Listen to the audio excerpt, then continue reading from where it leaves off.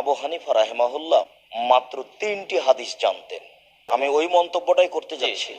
ইমাম ইবনে খালদুন রাহিমাহুল্লাহ তিনি বলছেন ইয়ালামু সাবা আসারা হাদিসান, তিনি 17টি হাদিস জানতেন। ইমাম আবু হানিফার কিতাব, ইমাম আবু হানিফা রহমতুল্লাহর কোনো কিতাব নাই, হাদিসের কিতাব নাই, কোনো ফিকহের কিতাব নাই, শুধুমাত্র কি ফিকহুল আকবর নামে একটা সংক্ষিপ্ত কিতাব আছে যেটার ব্যাখ্যা বিশ্লেষণ করা হয়েছে, এছাড়া কোনো কিতাব নেই। সারা পৃথিবীর ইতিহাসে সর্বপ্রথম বাব অধ্যায় অনুসারে হাদিস লিখেছেন ইমামে আবু হানিফা রাহমাতুল্লাহ আলাইহি। ইমামে আবু হানিফা রাহমাতুল্লাহ আলাইহি আজমতে সাহাবা জিন্দাবাদ, নারে তাকবীর। কিতাব আনার উদ্দেশ্য হলো আপনাদের চোখের সামনে ইঙ্গিতে পণ্ডিত বুঝে, মূর্খ বিজু কিলে তার থেকে অধিক বুঝে চোখে আঙুল দিলে।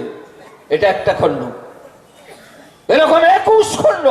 এটা ইমামে আবু হানিফা রহমতুল্লাহ আলাইহির হাদিসগুলোকে একত্রিত করা হয়েছে। সারা পৃথিবীর সর্বপ্রথম মুহাদ্দিস উনি। একটা কিতাব, এটা 25 খণ্ডে, সব ইমামে আবু হানিফা রহমতুল্লাহ আলাইহির হাদিস, 25 খণ্ডে। সারা পৃথিবীর ইতিহাসে ইনি সর্বপ্রথম হাদিস গ্রন্থ রচনা করা শিখিয়েছেন। হাফেজে হাদিস জালালউদ্দিন সুয়ুতি তার তাবিউস সাহিহ কিতাবের 35 পৃষ্ঠা বলছে যে সর্বপ্রথম ইমাম আবু হানিফা হাদিস গ্রন্থ রচনা করেছেন, সুম্মা তাবিআহু মালিক, তার অনুসরণ করে ইমাম মালিক রহমতুল্লাহ আলাইহি হাদিসের কিতাব লিখেছেন। এটা হচ্ছে ইমাম মালিক রহমতুল্লাহ আলাইহির হাদিসের কিতাব মুওয়াত্তা মালিক। এটা ছোট,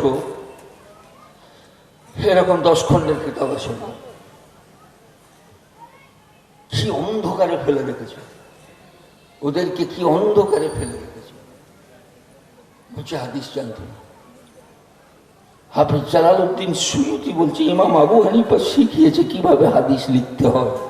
তার অবদান ইমাম বুখারীর উপরে, তার অবদান ইমাম মুসলিমের উপরে, তার অবদান ইমাম আবু দাউদের উপরে, তার উপরে ইমাম তিরমিজি রহমতুল্লাহ আলাইহির অবদান।